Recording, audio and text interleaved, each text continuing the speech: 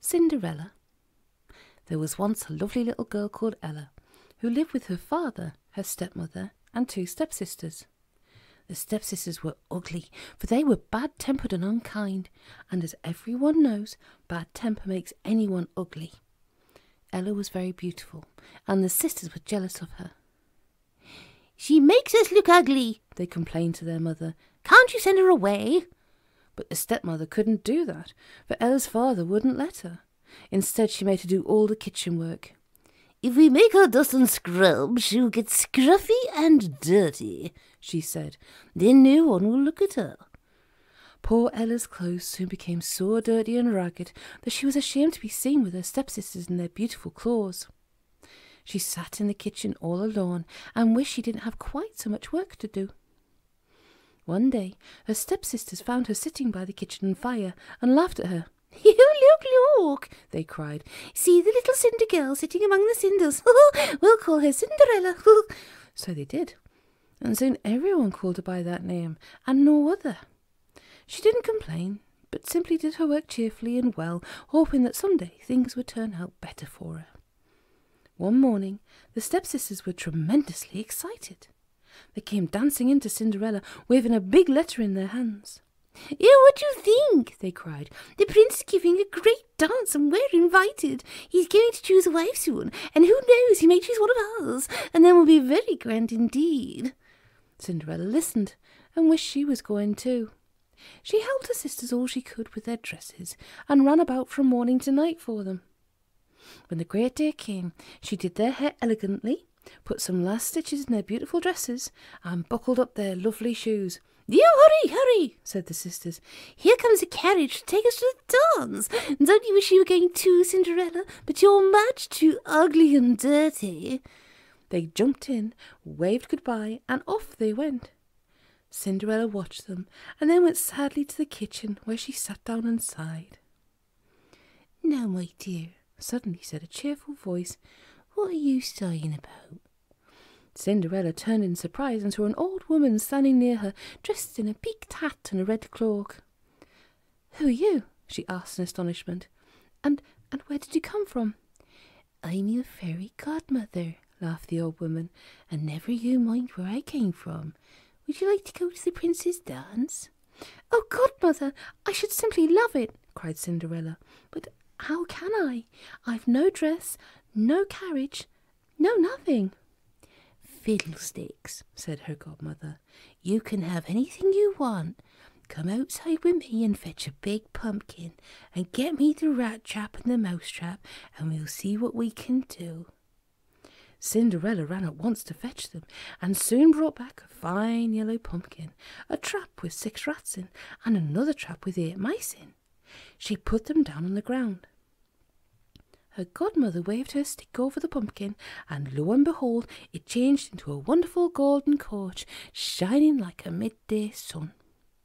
Then her godmother set free the 6 rats, and waved her stick over them. Hey presto! They changed into 6 of the finest black horses Cinderella had ever seen. The 8 mice were set free next, and changed into 2 splendid coachmen and 6 smart footmen.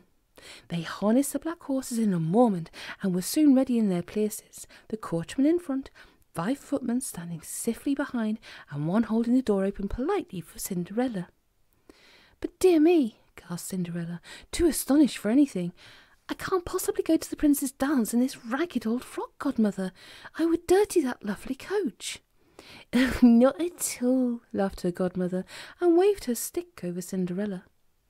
Oh, what a marvellous, marvellous change! Cinderella's rags turned into a wonderful glittering dress, and on her head was a little circlet of gold. Little glass shoes twinkled on her small feet. Cinderella was too amazed to speak. "Off you go," said her godmother, pushing her into the carriage. "Have a good time, Cinderella, but remember this. Come home before the clock strikes 12, for at midnight your dress will turn to rags, and your coach, your horses and men will turn back into pumpkin rats and mice." Cinderella promised and drove off with her head in a whirl. When she got to the dance, everyone stared at her in surprise and wondered who she was, for never had they seen anyone so beautiful before.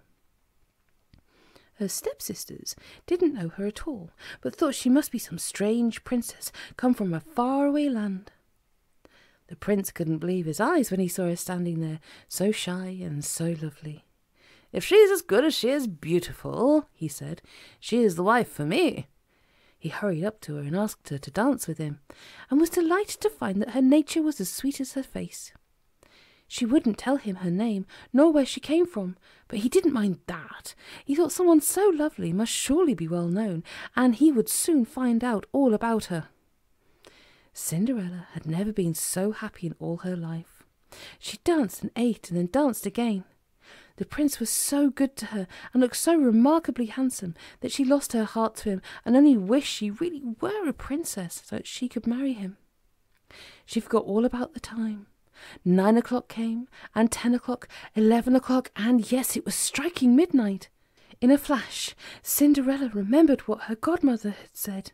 Her dress would turn to rags, and her coach, horses and men to pumpkin, rats and mice. She jumped up and left the prince's side. Down the palace steps she dashed to where the coach was waiting. As she went, one of her glass shoes slipped off and was left behind on the steps. The other she put into her pocket. Alas, as she reached the bottom of the palace steps, the clock finished striking 12, and Cinderella's dress turned to rags, and her coach and horses vanished. She ran home barefoot through the dark streets, hoping she'd be back before her sisters returned. The prince dashed down the steps after her, and asked his footman at the bottom if they'd seen a lovely princess run out. "No, your highness," they answered in surprise. "We have only seen a little ragged girl." The prince turned away sadly, and suddenly saw Cinderella's little glass slipper lying on the steps. He picked it up and put it in his pocket. "Only my lovely little princess could have a foot tiny enough to fit this little shoe," he said, smiling. "So tomorrow I'll send round to every girl in the kingdom and make her try this slipper on. Whoever it fits shall be my wife." When the stepsisters got home, they were full of tales of the lovely strange princess whom the prince had danced with so much. "What was she like?" asked Cinderella, her heart beating very fast. Was she at all like me?" The stepsisters laughed loudly and pointed their fingers mockingly at Cinderella. "Like you?" they cried. "Like a dirty little cinder girl? No, she wasn't in the least like you, Cinderella. She was very lovely and had the sweetest face." Next day, the prince's heralds came around with the little glass slipper and proclaimed that whomsoever had a foot that would fit the slipper exactly should be the wife of the prince. Dear me, the stepsisters were so excited.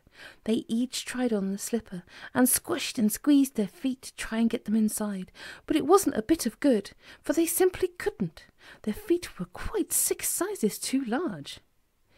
"Have you any other sister?" asked the herald. "Only a dirty little cinder girl," they answered. "It's no good trying her foot. She didn't go to the dance." "The prince has ordered us to try every girl's foot," answered the herald. "Bring your sister here." Cinderella was fetched, and lo and behold, her little foot slid into the slipper and fitted it exactly. "We have found her," cried the heralds, and blew an enormously loud blast on their trumpets. You haven't, cried the sisters angrily. "Oh, fiddlesticks," suddenly said a cheerful voice, and there was the fairy godmother again. She waved her stick over Cinderella, and once more she became dressed in her lovely dance clothes. "Now do you know who she is?" asked the godmother, smiling. The stepsisters didn't know where to look. To think that their ragged little hard-worked Cinderella could be this lovely, glittering princess going to marry the prince. Cinderella drove off to meet the prince, and very soon the two were married in great state. They forgave the two stepsisters and asked them to the wedding, and the fairy godmother gave them some very good advice. "Be good and kind," she said, "then you will lose those ugly faces and be sweet-looking instead." As for Cinderella, she and her prince lived happily ever after.